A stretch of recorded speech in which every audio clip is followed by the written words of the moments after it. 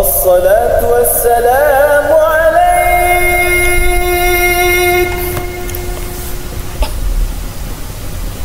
يا إمام المجاهدين يا رسول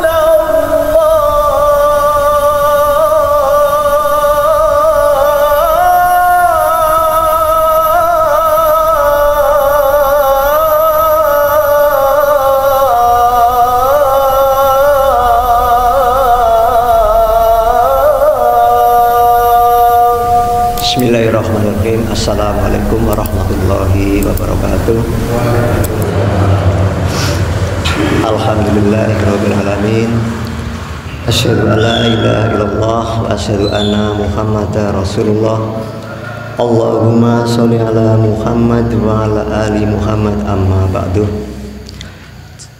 Bapak Ibu jamaah subuh ingkang berbahagia, yang utama marilah pada pagi hari ini kita bersyukur dengan kita bertahmid mengucapkan Alhamdulillahirabbil alamin, dan sampaikan salam kepada beliau Muhammad Rasulullah sallallahu alaihi wasallam dengan kita mengucap Assalamu alayka ya Rasulullah, dan mari kita bersolawat dengan mengucapkan Allahumma sholli ala Muhammad wa ala ali Muhammad. Tidak lupa mari kita mohon ampunan kepada Allah dengan kita mengucapkan Astaghfirullahaladzim wa atubu ilaih. Dan mari kajian pada pagi ini kita awali dengan Al-Fatihah. A'udzu billahi minasyaitonir rajim. Bismillahirrahmanirrahim. Alhamdulillahi rabbil alamin. Ar-Rahmanir Rahim. Maliki yaumiddin. Iyyaka na'budu wa iyyaka nasta'in. Ihdinas siratal mustaqim. Siratal ladzina an'amta 'alaihim ghairil maghdubi 'alaihim waladdallin. Amin. Ya Sayyidi ya Rasulullah. Jamaah subuh yang berbahagia, mari kita lanjutkan belajar bersama ini. Kemarin kita telah membahas lafadz amin. Terus yang seterusnya adalah setelah ber-Al-Fatihah terakhir kita mengucapkan amin, terus kita dilanjutkan membaca suratan atau beberapa ayat-ayat Al-Quran. Adapun yang kita baca, pilih suratan atau beberapa ayat yang sudah hafal, terus tingkatkan, tidak hanya sekedar hafal tapi coba baca terjemahnya supaya tahu apa yang diucapkan. Setelah tahu terjemahnya, praktekkan dalam kehidupan sehari-hari. Jadi setelah ber-Al-Fatihah dari awal sampai akhir, kita mengucapkan amin. Walaupun kalimat amin itu bukan termasuk pada surat Al-Fatihah, tapi setelah kita baca di terakhir kita mengucapkan amin. Terlebih lagi sangat penting bagi kita pada waktu kita sholat berjamaah. Jadi antara imam dan makmum itu satu rumpun, saling berkaitan. Kalau imam membacanya jahar, kita terakhir harus membaca amin. Dan kalau imam membaca Al-Fatihah jahar, kita seorang makmum tidak bisa diperbolehkan tidak membaca lagi, karena itu sudah terwakili oleh seorang imam. Makanya di terakhir ayat dari Al-Fatihah itu kita harus amin. Di situ letak kepentingan antara imam dan makmum. Dan seterusnya membaca suratan. Ini diusahakan baca surat yang hafal dan diusahakan untuk ditingkatkan membaca terjemahnya, sehingga nanti kita bisa mempraktekkan dalam kehidupan sehari-hari. Kalau kita cuma membaca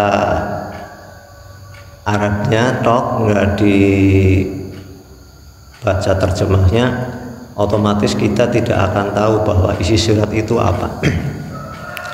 Sebagai contoh,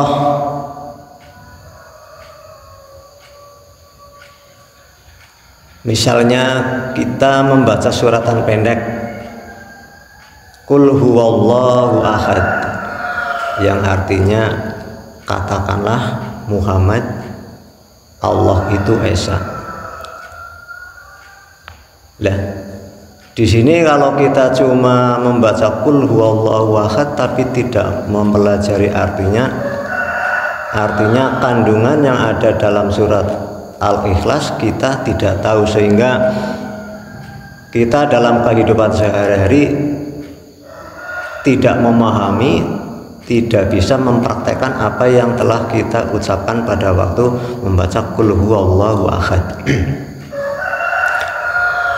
Qul huwallahu ahad artinya tadi katakanlah Muhammad, Allah itu esa. Terus kata-kata Allah itu esa, kalau kita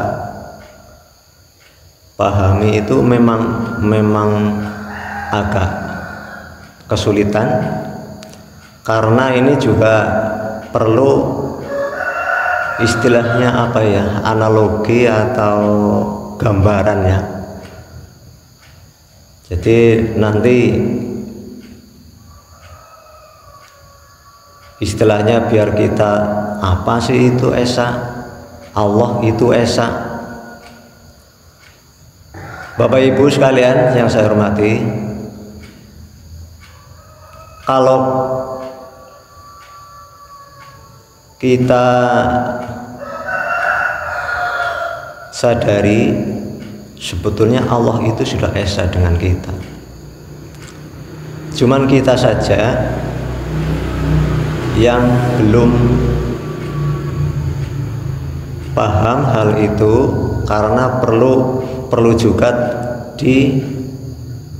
ada istilah bimbingan atau guru yang bisa menjelaskan masalah ini. Sebetulnya kita itu sudah esa dengan Allah, Allah sudah esa dengan kita, cuman kita yang belum bisa mengesakan atau kita belum bisa esa dengan Allah. Makanya itu harus digambarkan, bukan berarti kita istilahnya sembrono kepada Allah, tapi ini untuk jalan kita bisa apa sih makna Allah itu esa. Mari kita gambarkan, ini nun sewu Bapak Ibu, ampun ngantos salah paham niki namung gambaran ben kula lan panjenengan saged memahami makna esa. Mari kita belajar, kita gambarkan seekor ayam. Seekor ayam itu kan ada bulu, ada kaki, ada ceker, ada cucuk, dan ada pokoknya yang masih satu geluntung seayam itu ya ada ceker, ada bulu, ada cucuk dan sebagainya. Itu itu masih esa dengan Allah, itu masih satu tubuh.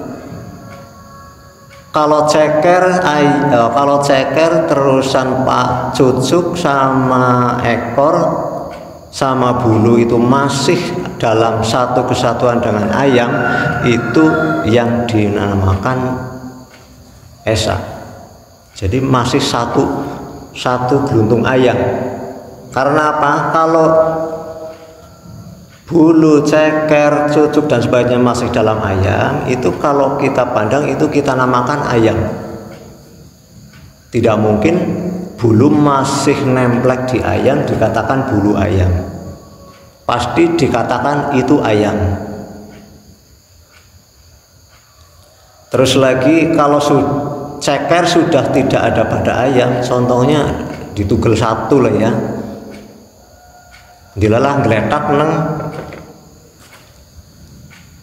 nang lantai, lah itu sudah tidak bisa dikatakan ayam karena itu sudah terpisah dengan ayam.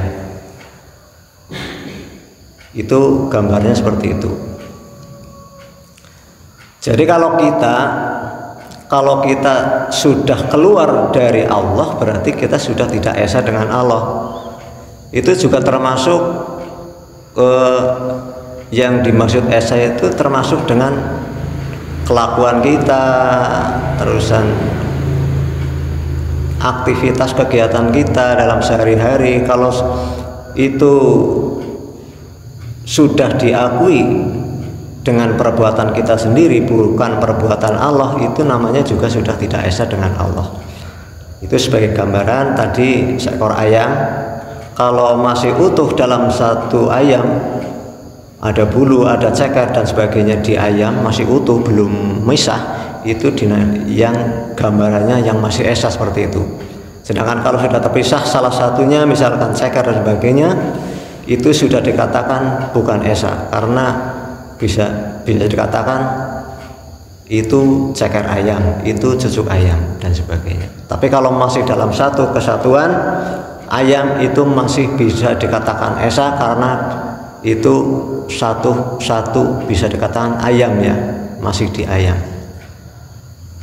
Saya kira itu cuma gambaran, mohon maaf, bukan berarti kita menggambarkan Allah seperti ayam, tapi itu untuk memudahkan cara kita bisa memahami makna esa. Bapak Ibu sekalian yang saya hormati, saya kira untuk pagi hari ini cukup di sini. Insya Allah besok kita lanjutkan.